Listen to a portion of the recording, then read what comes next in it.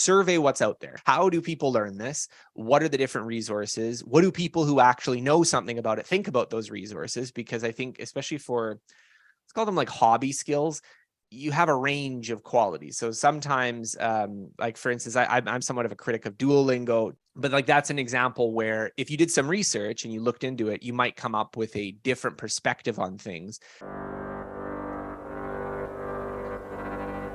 Today's guest is best known for the MIT Challenge. That's completing a 4-year computer science curriculum at MIT in just 1 year.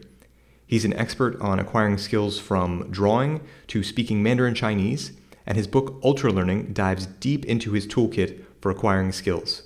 This is the Brad Carr Podcast, and now here's Scott Young. Well, Scott, we've heard of layoffs at Amazon, Google, Twitter. For you, from your place of understanding building new skills, what do you think is the first thing people should be doing when getting ready to go out and look for new jobs? I think it can be difficult, when you are comfortable in some sort of working environment, then you have to collect up your wares, so to speak, and take it somewhere else and be like, this is how I could be useful. It's hard. And I know we were talking before the episode started recording that, I remember, I came out of college right during the Great Recession. So I really remember that bear market, like no one's getting a job. It's impossible to get hired. And as recently as like last summer, the labor market was so hot that, you almost felt superfluous. Like, oh, how do you get a job? Like, I don't know, just like people are like begging you to work for them. So we've been in such a tumultuous period this last like couple of years with COVID and then the inflation and now raising interest rates, recession. Like it's crazy. It's hard to know what to expect. And so I think when you're in that kind of chaotic environment, you want to be focusing on how can I build durable skills? How can I build things that are going to last me a lifetime and not just, for the next 3 months, the next 6 months. And so, obviously the tech layoffs, they're gonna hit people. Like if you were maybe not the, star of your team, then maybe you're gonna get dropped. You're gonna be pushed aside. If you were sort of, not to say that every place works on seniority, but there certainly is a little bit of a, first one in, first one out kind of feeling. So if you are a recent grad, if you're still training, you're still learning yourself, you might have gotten washed out in all of this. And, there's also going to be compression probably on salaries. There's going to be compression on, how many things you can ask for when you're in the labor market. And so I think when you're going into that situation, you really want to be presenting yourself as like, I am a useful candidate. I can hit the ground running. I'm someone who can contribute productively to whatever enterprise is. And learning is a huge part of that. And with the people who you've worked with and featured in your book, what would be a good example of someone who's done that well?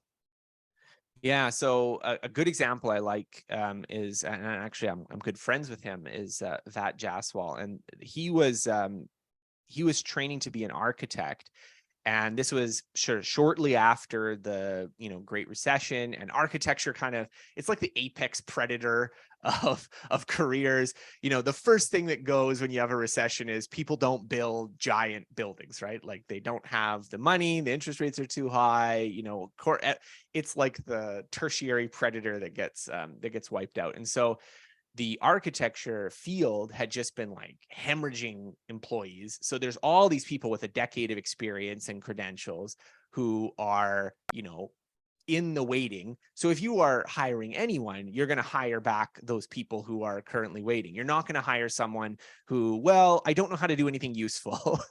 I don't have any skills, but, I could maybe contribute, 6 months, a year, 5 years from now. I think in good economic times, not only is there more competition for these people who already have experience, so employers are more willing to kind of say, all right, yeah, we'll train you. And then also there's more of a long-term outlook, right? Like if you are focused on the long-term future and not survival, you're also picking up employees that are going to be, okay, well, we'll grow you into this position. Maybe you're not that useful right now. And so I think in Vat's case, he had done a design degree, which is not like, not like a community college technical certification. And so he had these sort of design theory, which, would be helpful in the long term for making him a good architect, but is like utterly useless for being an entry-level person working at a firm. And so what he did was he was like, well, I know what the competition is like. I know that I'm only going to get hired if I'm like immediately useful. He just figured out, okay, well, this is the software people are using. I think he was working at a print shop at the time where they were like doing large form blueprint printing. So he could see what kinds of stuff they were printing out there. And he's like, well, I'm going to make my portfolio so it looks like this. So I can do the work that they're doing. And so he, did a project on his own where he designed his own building, and he did it with the software they're using. This was Revit, which is a popular architectural modeling software. Learned that on his own. I think he did the course, and then he worked on his building, and he made his portfolio look like the kind of stuff that was coming to the print shop. So it had like kind of the detail and stuff, as opposed to being, sometimes you can go to a design class and you'll make stuff out of like cardboard and plaster and whatnot, because it's mostly about the creative artistic expression and not the technical interpretation. But I mean, if you're getting hired, they want the person who can interpret it technically right away. And he did this project, he had this portfolio, and he went and he pitched himself to two people, and they both were like, yeah, sure, we'll hire you. And so he had two part-time jobs, and then eventually he like transitioned into doing other work. And so I think the real lesson here is that in bad economic times, you need to ask yourself, how can I be immediately useful? How can I be not someone which is an investment, but someone who has like immediate return? And I think for a lot of sophisticated skill sets, this can be quite difficult, because what you learn in school tends to be this sort of long-term preparation activities. It's like, you go to business school and they teach you about like how to manage a company, but no one who's just out of business school is managing anything. You are doing paperwork, you're doing filing, you're doing sales calls. You want to show people, hey, look, you hire me and I'm going to be able to do that, and I'm going to be able to do it well right away. And so I think that's a very important skill to sort of work on, is to figure out, okay, who's hiring, what are they hiring for, and how can I be immediately useful? So that gets to maybe a broad concept that you're touching on. What is it about universities in general that makes them ineffective for getting grads prepared and skilled to go out into the job market? I think my viewpoints on this have shifted quite a bit over time, because I think I felt some sort of tension. I think there's some people who rightfully complain that a lot of what universities teach is somewhat impractical, right? That a lot of the sort of curricula even at like, even if you're studying engineering or you're studying computer science, let's say, is going to be, like I did this MIT challenge project, and a big part of that was, I'm learning about like, advanced algorithms and doing these sort of like computer science proof by induction that like some sort of algorithm guarantees determining. Like, this is not what you're getting hired for most entry-level computer science jobs. Now, I think I used to take a little bit more of a critical stance toward this, like, why aren't universities teaching sort of the relevant job skills?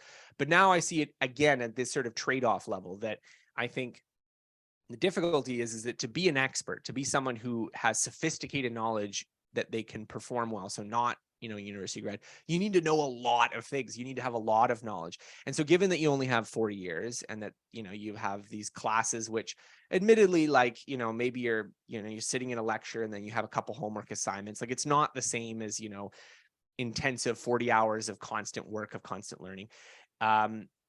You have a choice about what you're going to teach. And so I think some institutions, they sort of prioritize the get you ready for a job immediately stuff. And then other institutions are more like, well, let's teach you the stuff that you're unlikely to pick up on the job, sort of the deeper theory, this kind of thing. And so I think there's merits to both approaches. But I think the difficulty is that, if you are a student and you find yourself in a situation where, okay, yeah, I spent time in university and I learned some of these sort of abstract things that might suit me well 10 years from now, but I don't know how to be useful on the job right away. There can be this gap. And I really like the Wharton professor, Peter Capelli, because he wrote a book, again, sort of in the Great Recession, about why people were, struggling to find jobs. And he argues that, it's often blamed on a skills gap. Like, all these kids these days, they don't have the skills. And he argues, I think correctly, that, well, it's also a training gap. That this is also the issue, that employers, they don't want to cultivate you, for, months and years in their company. They want you to be productive immediately. And so I think that's an economic shift we've seen over the last several decades, is that people move around companies more frequently, and you are not going to be a lifetime employee with a pension necessarily at a given company. And because of this turnover, employees don't really want to invest in making you this super productive programmer and then have you leave for a job paying twice as much to someone else who didn't invest anything in you. And so, unfortunately, this puts more and more of the onus on getting trained, getting ready on ourselves. And so universities and colleges, I think, I do think they're doing their best. I do think that they are doing what they can to try to prepare you, but it just takes a lot to prepare people. And so I think the more you can have the mindset of taking ownership of your education and your skills, and really working backwards at what do I need to know? How do I get proficient at things? I think I can really augment what you're learning in school. And it can also help you identify, okay, this is the things that are going to be missing because, my school like that decided to focus on design theory and not architectural software, which is a valid choice, but it also meant that, he wasn't very useful to employers immediately. Yeah, that private sector training trade-off that you mentioned is Yeah. interesting to me because I used to be an officer in the Navy, and part of the Yeah. deal was if the Navy trains you to be a pilot and spend $1 million to train you, you're also on a 10-year contract where you're not going to fly for the airlines, anytime in Yeah. the Yeah. next 10 years. Scott, if you were to run a university, if there was ultra learning university, Scott Young University, what would you do to make it best? Again, this is something that I've changed my thoughts on somewhat over time. I think the major difficulty that we have in education is that it's not entirely clear exactly what knowledge experts or people who are proficient at skills are actually using to perform those skills. So there's this subfield, which I find very interesting, called cognitive task analysis. And this is this approach where psychologists and other practitioners go in and they interview people who are good at what they do. And they try to figure out what is the knowledge they're using, what are the mental models they have, what are the procedures that they follow, like what is in their brain that allows them to be good at that. And I think the problem is that there's a real question mark there as to what is being used, what's not being used. And so instead, I think what you have in universities is that you have a mixture of tradition. So this is what we've always taught. So you can think about like Latin being taught in universities like way, way longer than it probably should have, when it was like no longer the language of science and no one's speaking it. Like it just became this, well, Latin is what you learn in university. And so that's what we're going to teach you. So there's a mixture of tradition. There's a mixture of, I'll call it like high culture. This is stuff that's considered to be like important, sophisticated, part of being an educated member of society, which is often just about like, knowing things that uneducated people don't know. And so you can kind of puff yourself up a little bit about that. And then I think there's also, genuinely, okay, people from industry are saying we need to learn this, we need to learn that. So there is this sort of mixture of factors, but I think there is a real gap. So there are areas where people have done these sort of cognitive task analyses and they've done these sort of rigorous tests. And so there are narrow areas where we actually do have a pretty good idea of this is the right way to teach it. So I think my favorite example of that is learning to read, for instance. We know that like teaching phonics is pretty important. And this is because learning to read is something like everyone does. This is a huge investment in infrastructure to figure out, okay, learning the sort of sound letter correspondences, learning those individually, and then learning to read. This is like the correct way to do it. But we don't know that for lots of other things. It's a lot of guesswork. And so I think that is an area where I feel like the education is more art than science. And so I think if I were trying to start a school or trying to start a university, that would probably be where I would start, is would be looking at, okay, what are the things that, if you are a successful accountant, if you are a successful doctor, if you are a successful lawyer, programmer, what are the things that you're actually using in terms of mental models, understandings on a day-to-day basis that makes you proficient at your job? And my guess is that some of the stuff from universities would stick around. I think if you were a programmer, you definitely learn about loops and if statements and all those kinds of things. But I mean, maybe there'd be stuff that would be unexpected. Maybe it's really important to like, learn certain ways of like how to debug programs that maybe don't get taught in school because you're doing these individual projects and you never get to read anyone else's buggy code, but that's mostly what you're doing when you're a professional programmer. So I think there's things like that where we could probably improve. But again, I think the real exciting thing maybe is just that we don't actually know. We don't actually know what, like, this is what needs to be taught. Like these are how you should prioritize it. And so I think if I were going in that direction, I think that would be where I'd want to start. It would be sort of figure out, okay, let's invest some resources in figuring out what's the right way to, how do people actually perform these skills? What knowledge do they need? And then like actually test out, this is what we should be presenting of our limited time to educate people. This is what is most important, most useful. Yeah, let's get into some of the nitty gritty of where do we Yeah. start. So with a self-directed learning project, where should people start? Well, it depends on the project. I think for well-defined skills, so by a well-defined skill, I mean like French or accounting or calculus or something where like you can go online and find classes and there's many different things to choose from, then for those kinds of skills, I usually start by looking at the resources. So in my book, I talk about meta learning, which is this sort of preliminary stage where you sort of survey what's out there. How do people learn this? What are the different resources? What do people who actually know something about it think about those resources? Because I think, especially for, let's call them like hobby skills, you have a range of qualities. So sometimes, like for instance, I'm somewhat of a critic of Duolingo. Duolingo is like what everyone does now if they're like kind of vaguely interested in learning a language. I don't think it's very effective. I don't like it very much. And most of the people I know that are like really into learning languages don't really use a lot of Duolingo. I mean, maybe there's exceptions and I'm gone. And the technology is changing always. So maybe this will be out of date by the time it's published. But like that's an example where if you did some research and you looked into it, you might come up with a different perspective on things than if you were just, okay, this is what everyone else is doing. So I think the meta learning stage is about researching, what kinds of classes, what kind of material is there, how do people learn this? And I think this is very true for well-defined skills. For less well-defined skills, for instance, like how do I get a job at Google, or how do I, it's not quite clear what you need to learn. Then I usually go to the source, find people who have already learned it. My sort of rule of thumb is like people 2 to 3 steps ahead of you. So they should have learned it relatively recently, not, they've learned it so long ago that they can't even remember what it was like to learn it. But they should be, someone that you can access and figure out, well, what is it that they did? So for learning projects, you can actually sort of ask them what materials they used, or what did they do to study for a particular test? What did they do to prepare? But for really ill-defined skills, it's often just useful to figure out what the path is for success in that domain. So if I wanted to launch a new business, for instance, I wouldn't be like, how did you learn about business? I would be like, well, what steps did you take to launch this business? Because that sort of indirectly shows what you would have had to learn about. Like, okay, well, I set up a company and I made a website and I did, and then you kind of have to piece together, okay, well, I have to learn a little bit about how do you incorporate, or how do you, buy a domain name, or these kinds of things. And so that's another way of doing it. And so I think the more you are in a well-defined skill, you're looking for materials, books, courses, classes, sometimes software and applications, and you want to sort of read reviews, figure out what people who actually are good at the skill think about these things. And then for the ill-defined skills, you want to be focusing on the expert model, or the person who's 2 to 3 steps ahead of you, figure out how they did it, look at their path, and that will help you hone in on what kinds of things you need to learn about. I'm curious about soft skills in general. We're talking about the job market. I'm thinking management, leadership, sales. These things are maybe more nebulous. How would you get on a project to get great at something like that?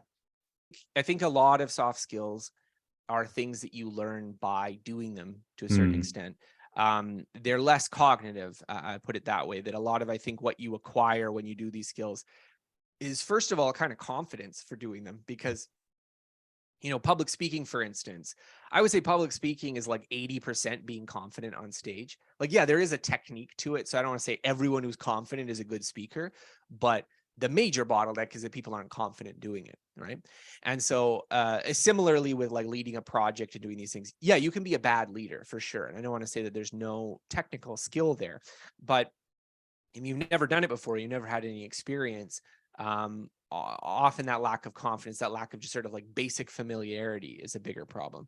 And so I think just getting that sort of basic experience is a big part. So if, for public speaking, for instance, like I highly recommend Toastmasters, because you can go there and just like get your reps in, just do lots of speeches until it feels normal to do speeches. I am someone who gives speeches, right? Even if you're an introvert or shy or whatever.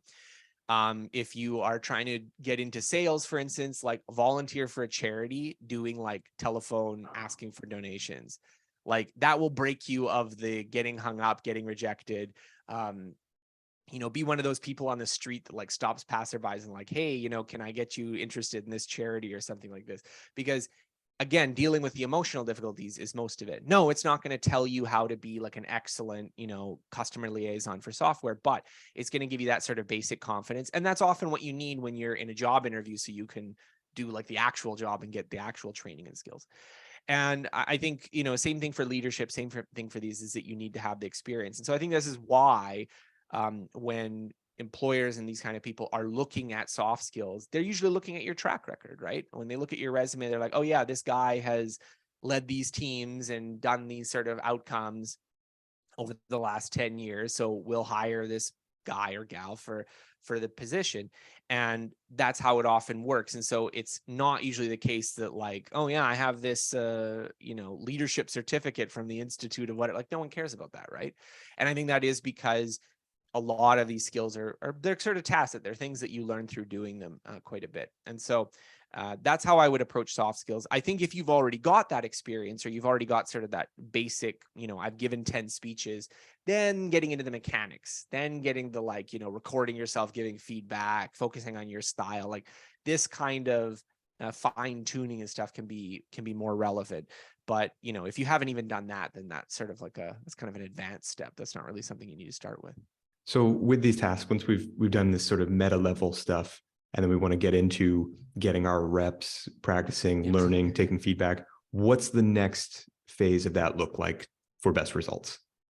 I have a sort of like really basic model that I think works really well for a lot of skills, which is that you basically need to see how other people do it. You need to do it yourself, and you need to get high quality feedback. And I think if you can keep your eye on those three ingredients, that's going to get you most of the way in most skills. Like there's going to be specifics for very specific skills, so that, are not generally across the board. But I mean, if you wanted to be a good writer, for instance, you need to read a lot of books, see how other people write it, figure out what patterns they're using, what's the kind of template, how do they do it. You need to write a lot yourself, and you need to get feedback.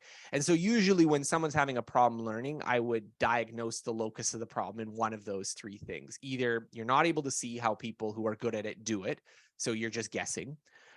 You aren't able to do it yourself, maybe because, you're restricted. You're not able to like, if you want to practice public speaking, but you don't have an opportunity to give a speech, or you want to do a certain kind of programming, but you can't work at that company, or you don't have feedback. So that includes not only the kind of like, this is how you should do it feedback from a coach or a mentor or a peer, but even just like direct feedback from the reality you're trying to influence. So if you're an entrepreneur and you're not getting feedback about whether people like your products, it's going to be very hard to hone in on what kind of product you need to make.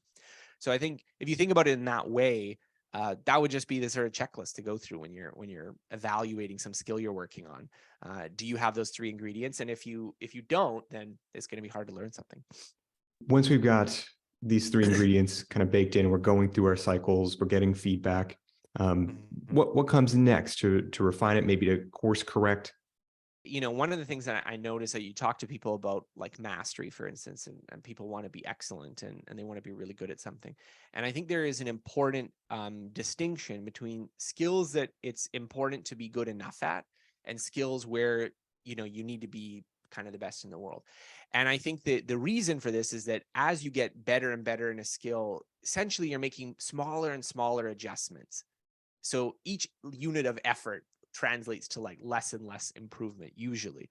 And so this is why, like, if you're learning a language, for instance, like the first 1,000 words are going to come up all the time.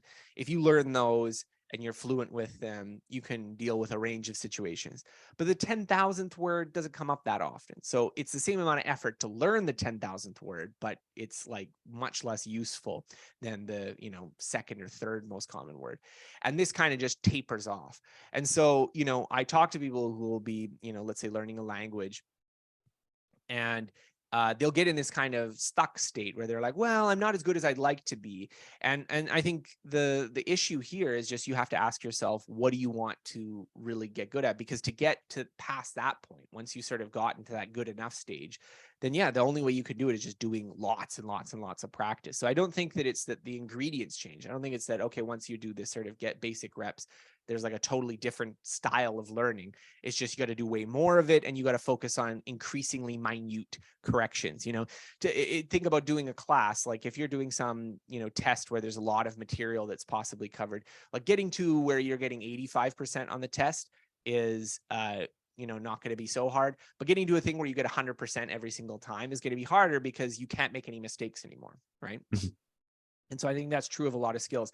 And so I think it's important to look at kind of, well, what's my criteria? What am I trying to do? And I think for a lot of professional skills, the bare truth of it is that good enough is good for a lot of skills. And so I think it's important to recognize, okay, when is this good enough? And when do I actually need to be the best in the world at it? And I think sometimes people confuse that question, because if it takes 10 times as much effort to be the best in the world at a very narrow skill, you might actually be better off if you're like, good enough at like 8 things that are necessary to be broadly competent in the workplace, or to be able to achieve something. And so I think that's a good distinction, because yeah, once you get into the sort of, okay, I've gotten the good enough stage, then yeah, it's a lot of effort to get to that perfection, if it's even possible.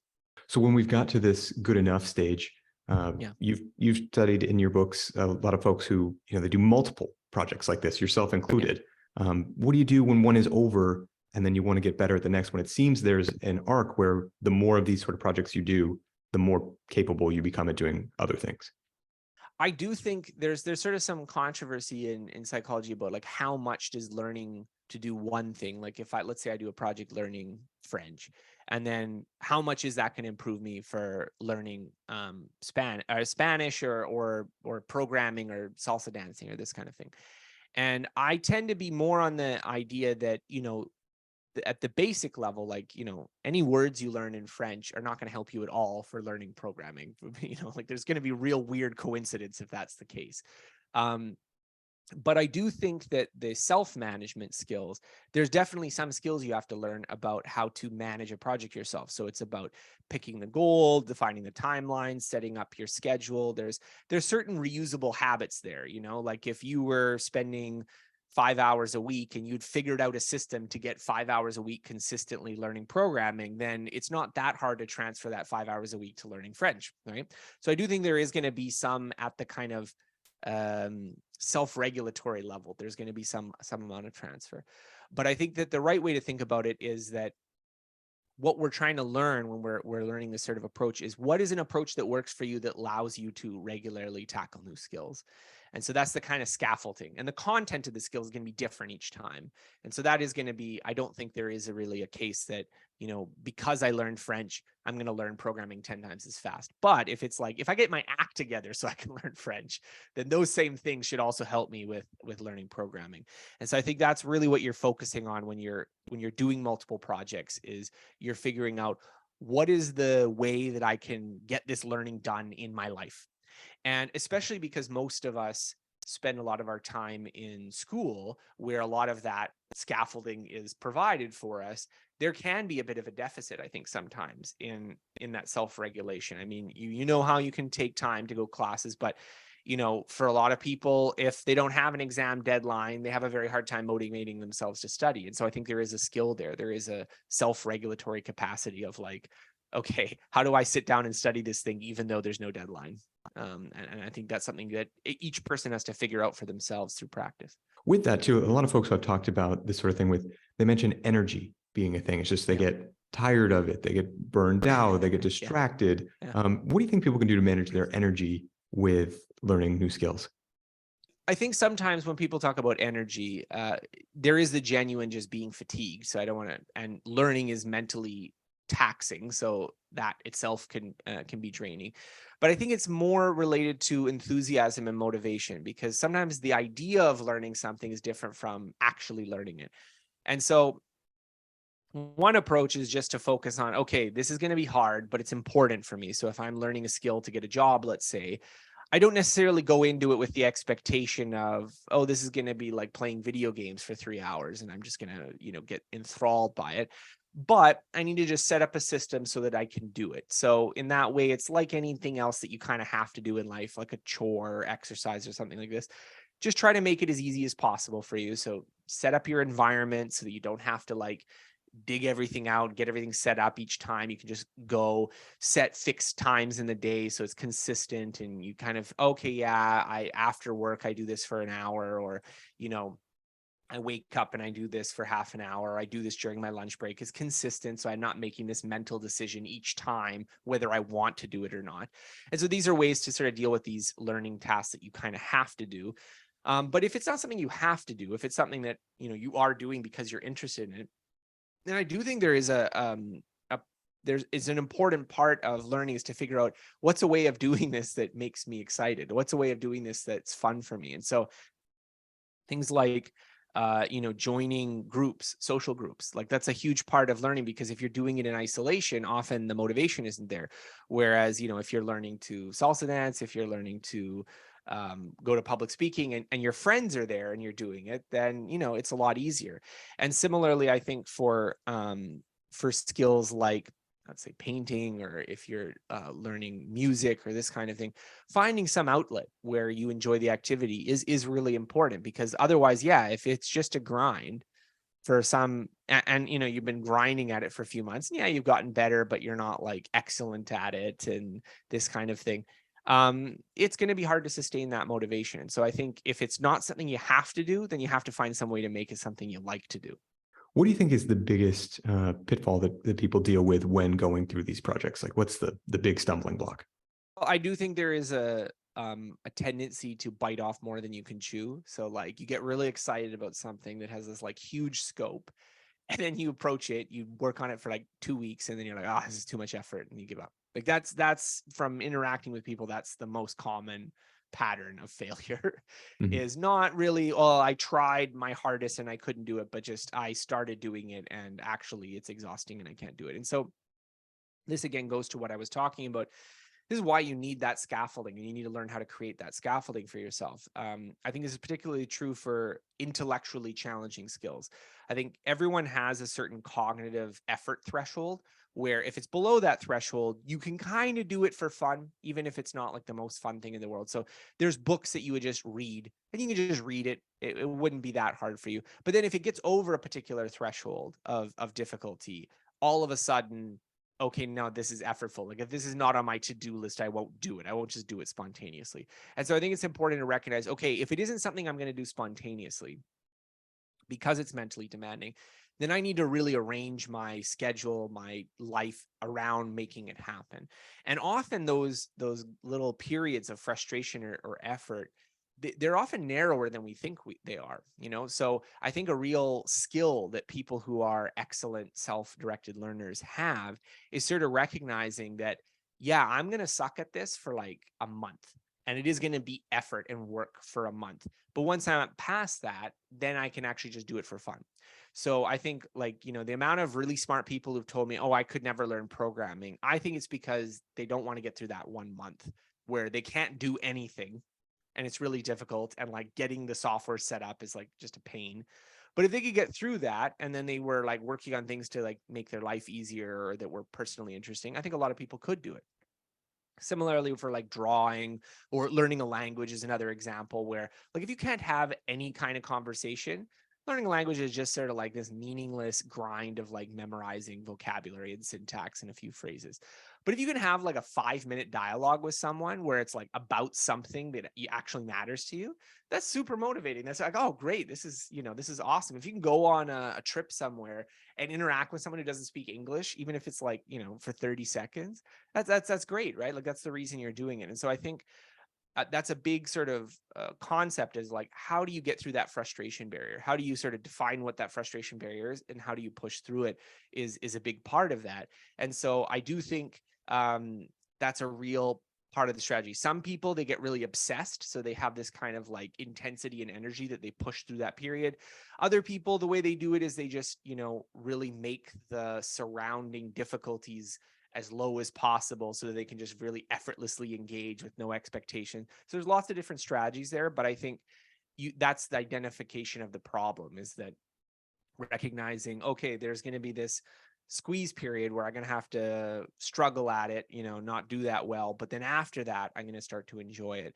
And I think that's also an emotional reaction that you kind of have to learn through experience. So, talking about the project to project, I think, we can talk about this in the abstract. We can talk about how you need to get through this frustration barrier. But it's only when you've done it a couple times that you're like, oh yeah, I know this is going to be difficult right now. I know I'm doing snowboarding and I'm going to fall like Mhm. 18 times the first day, but I know I'll be good at it later. Like that's not something you can tell someone. They just have to feel it, right? Like, it's an emotional response from your direct lived experience. And so I do think that is one benefit of taking on these kind of projects, is that if you can be successful with a few of them, you do really have all this extra confidence that now you can tackle a lot of different things. This idea of biting off more that you can chew, Yeah. it seems that maybe a goal setting issue. Is there a way to set the appropriate goal to make sure that it works? Well, I think there's a little bit of an art form in making goals that are small enough that they actually don't involve a huge investment, but are intriguing enough that you're motivated to pursue them. So that's the intersection of the Venn diagram that I think people struggle with, because it's easy to think of big goals that like that would be cool if I did it, right? Like it would be cool if I were a doctor, right? Like that would be it would be cool if I were, Elon Musk. Like these are fantasies people have that well, it's easy to see why that's compelling, but it involves like an insane amount of effort that's maybe not even reasonable given your circumstances, like I talk to people sometimes who like they beat themselves up about not doing some skill, and then they list through their life constraints, and you're kind of like, no, it sounds like you're making the right choice. Like I don't know why you're feeling guilty about it. Like I remember talking to one guy who was guilty about not learning Python programming. That was like one of the things he wanted to do. But I'm going through it, and it's like he's got kids, he's working a full-time job. He doesn't really have time, and it's not very important. And so it just to me kind of felt like, oh, okay, well that just makes sense as like a prioritization idea of why you wouldn't do that. So I don't think there needs to be that guilt involved.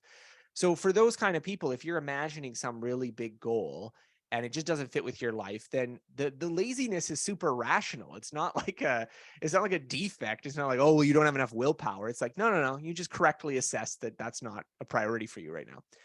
So I think what you want to do is you want to be able to find those things that like, okay, what could I do, for half an hour a day for a month that would be still cool enough to like make that worth it. And so I think that is a lot of the design aspect of it.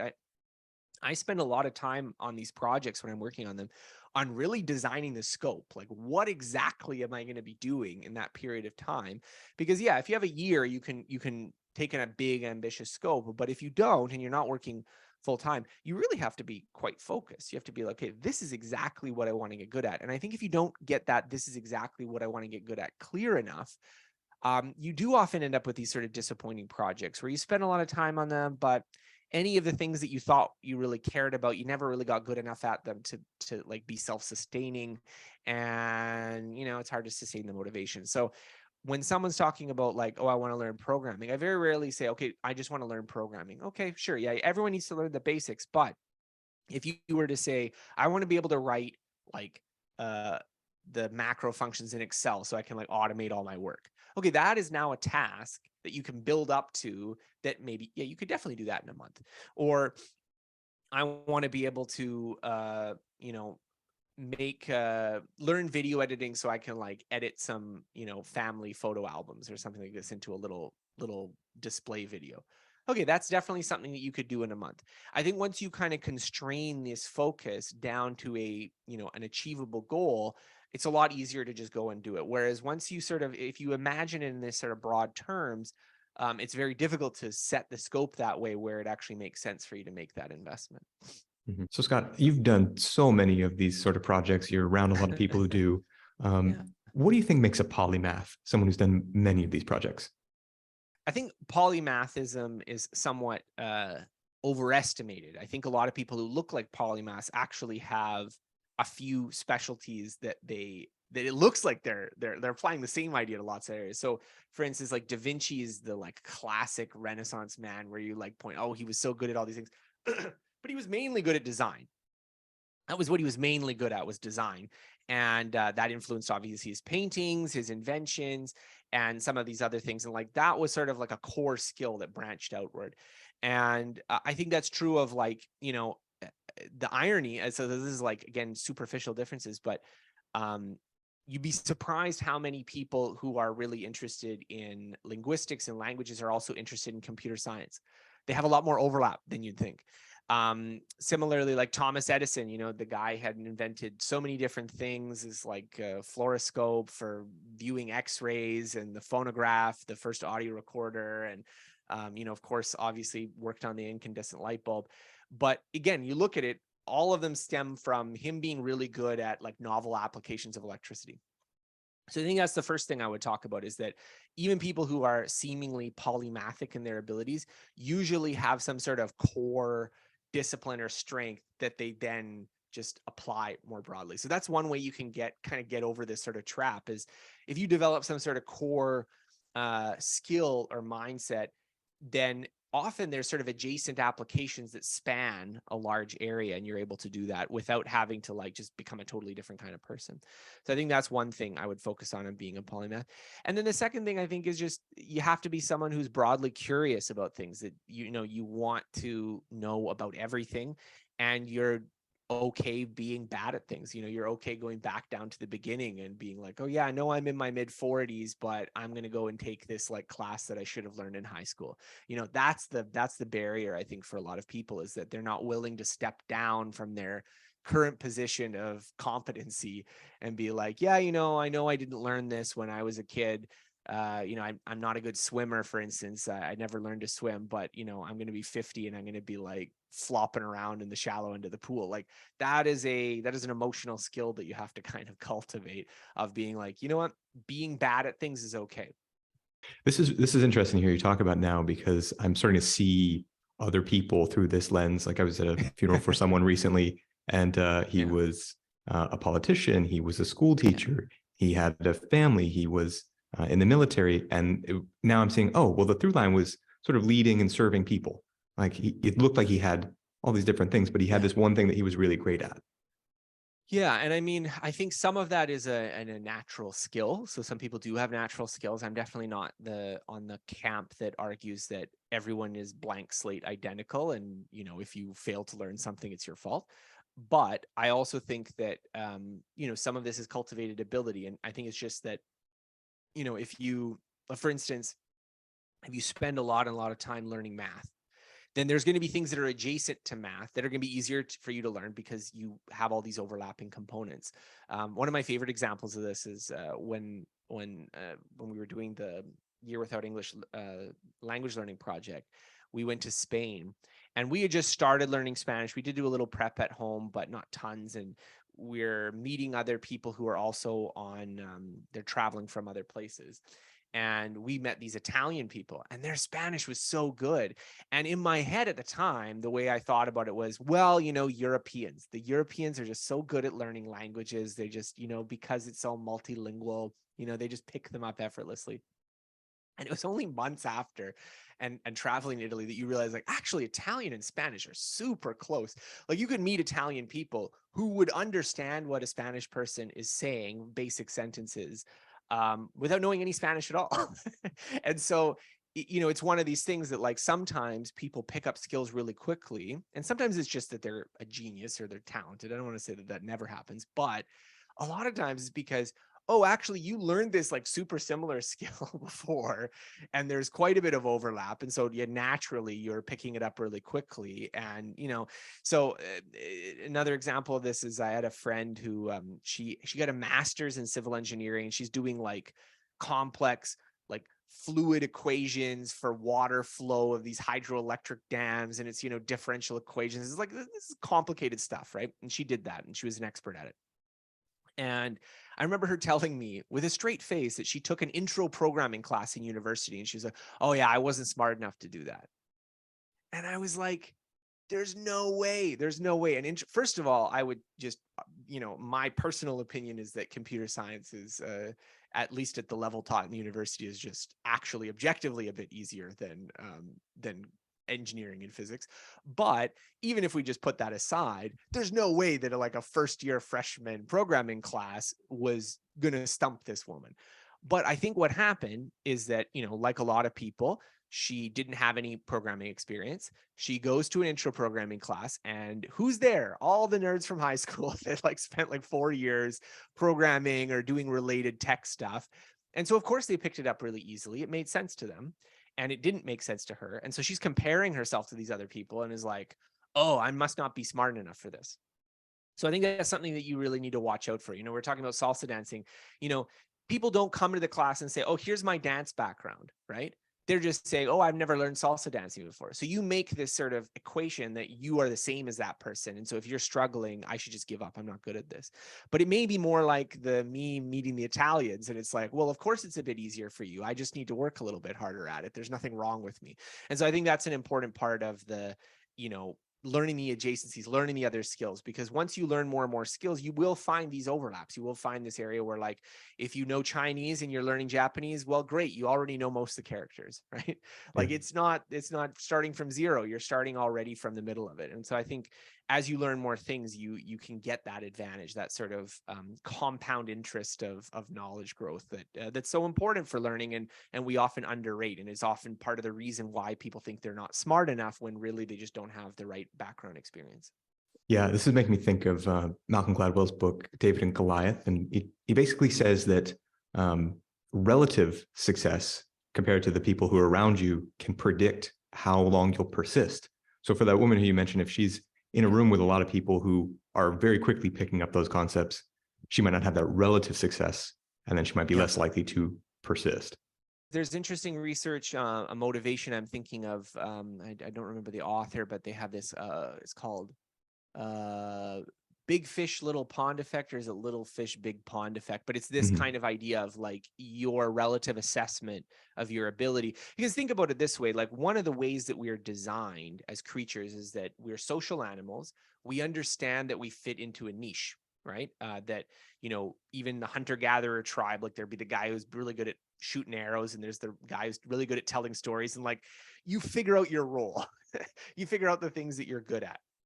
And so I think we are innately equipped with this kind of idea of, you get into a situation and you figure out what I'm good at, what I'm not good at. And the thing is that we just don't know what the causal determinants of that is. So, like, if the reason you're good at it is because you have some innate ability that no one can replicate, then yeah, that probably is a good sign that you should pursue it. But if the reason that you're not good at it is because, well, these other people already had 5 years of experience, then that's maybe a misleading signal. Like, it's not necessarily, okay, well, I'd have to get that 5 years of experience to match them, so maybe that's not a cost I'm willing to bear for this.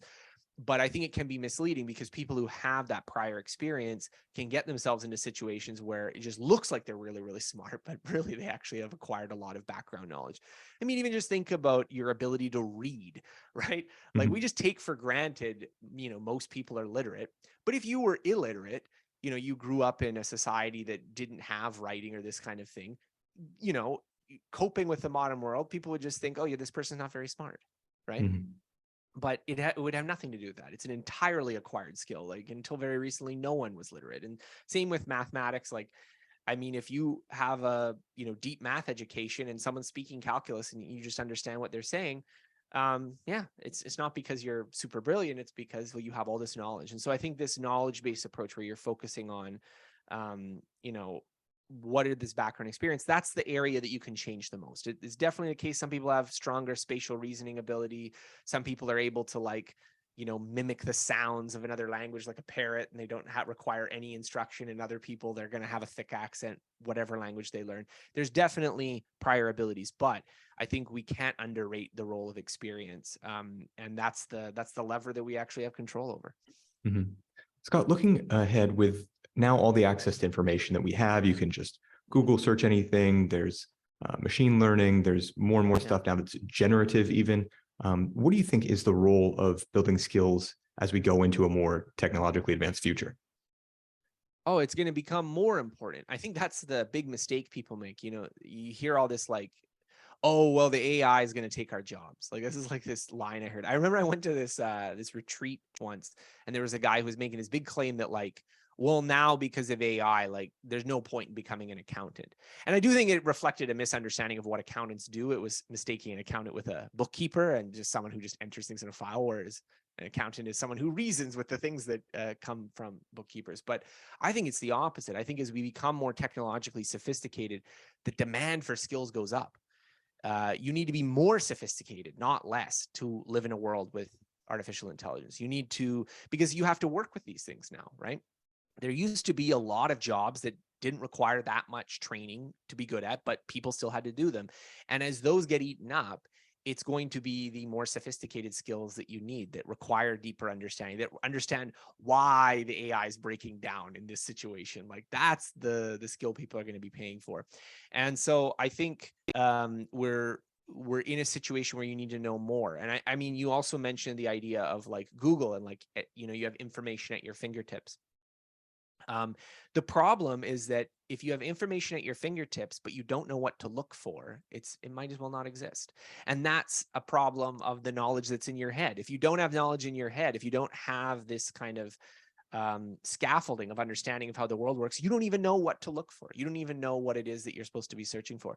And so I would say that the world we're living in is going to be one where people need far, far more education, far, far more knowledge, far, far more skills to be able to cope than less. And so far from it being the case that, all these new innovations are making learning redundant, they're making it far more important.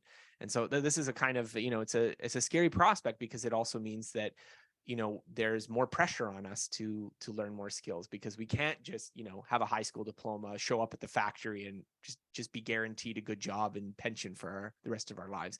We have to be able to learn lots of things and be learning continuously. Well, Scott, for people who want to be prepared for all of that, before I ask my last question, where should people look for Sure. you online? Yeah, so you can go to my website at scotthyoung.com. That's SCOTTHYOUNG.com. I have literally thousands of articles that I've written over the last nearly 2 decades on personal development, habits, learning, goal setting, a lot of these things. More recently, I've been focusing a lot on delving into some of the research behind this. So if you're interested in that, you can check that out. And also you can check out my book, Ultralearning. You can get it on Amazon, Barnes & Noble, wherever you get your books. It's also on Audible. So if you're not sick of listening to me by now, you can you can listen to me some more. Great. Well, we'll put links to all of that in the description for people to check out. And Scott, my final question is, for people right now, what do you think is the most important skill to be learning? It's a hard question to answer, because I think that it's not a question of which skill people should be learning. It's that people should be learning lots of skills. And so I think the right way to approach it is just to focus on one skill at a time. And so the question is not what's the most important skill for anyone to learn. It's the question is, what should you learn next? And I think you can probably come up with some list of your own of what things you could be learning for your job, for your career, to move you forward, for hobbies, for things that, to make your life more interesting. I think that's a huge part of it. And even just for your general knowledge. I mean, we live in chaotic, interesting times, and it takes a lot of understanding to even figure out what the heck's going on in the world. And so I think all of these things make learning important. And I think that's just, there's just lots and lots of stuff to learn. So it's not a question of what's the most important thing. It's just a question of getting started. Maybe to make this a two-parter. So how are you approaching that right now? Like, Sure. what do you want to next?